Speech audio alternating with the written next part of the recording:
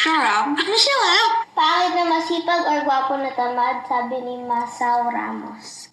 Pangit na tamad. At least marami kami mararating sa buhay. Eh kung gwapo ko nga, anuhin ko naman gwapo mo kung wala naman tayong mararating. Nakahiga ka lang dyan sa sopa. Wow. So, gusto mo pangit na tamad? Oo. Ha? Tamad! Sabi mo pangit na tamad. Pangit na masipag, tanga. Replay mo, tamad ka sabi mo. Napakasinungaling mo muna. Pangit na tamad. I-replay ko yan. When is your first heartbreak and how you move on? Tanong ni Imperially. Ang kapal ng mukha nung first jowa ko. Parang sobrang, alam mo yun, minahal ko kasi first love. Hindi naman minahal na sobra actually. So ngayon, naalala ko parang, di pala kita mahal. Pero sobrang gago. Gago talaga. Super. Alam mo bakit? Bakit? Ako pinapagas niya sa kotse. Ako pinapabili ng... Hindi nga ako ma-date sa McDo, pero minahal ko pa rin yung gagong yun. Pero hindi na ngayon. Paano ba ako nakamove on? Wala, nung nakakilala...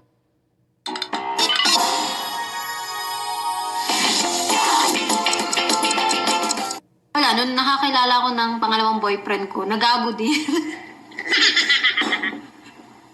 Niloko din ako, mga buwisit, yung mga lalaki. Mas minahal ko siguro sarili ko after nun. Sabi ko, ayoko na. Mga buwisit ang mga hinayopa. Alam mo yun, yung parang binibigay mo naman lahat pero kulang pa rin lagi. Loyal na loyal ka. Pero sila hindi. Natitirang madaming pagkain sa ngipin ko. Eh di toothbrush ulit! Hindi pwede. Maging masyadong sensitive ngipin ko. Hindi ka pwede toothbrush ng toothbrush. Ano 5 ka? times a day? Oo, ako nga 10 times a day. Oh. Lalo na pag may boyfriend ako, 20 times a day. Wow. Wow. Kaya yun. Boyfriend. Pagpasay ko lang nadinig yun, hindi pwede maraming toothbrush ah. Hindi, 3 times a day lang. Hindi, napapalag mo Umaga, lang. hapon, gabi. Hindi ganun. Tinanong ko sa dentista ko, 3 times a day lang daw. Ni Aslia, bakit hindi po kayo marunong mag-edit ng vlogs mo? Bakit si Mo? Uy, ang kapal ng mukha mo, Para sa'yo. Aslia. Ako ang nag-i-edit ng vlog, siya lang naglalagay ng mga text, mga ganon, subtitles, hindi ko na kasi kaya yung utak na ganon. Turuan ko lang. Sobra ka, ako nga halos nag-i-edit ng lahat eh. Di ba totoo? Tanang ni I am Ching Grace. Kailan ka huling nagseryoso sa lalaki?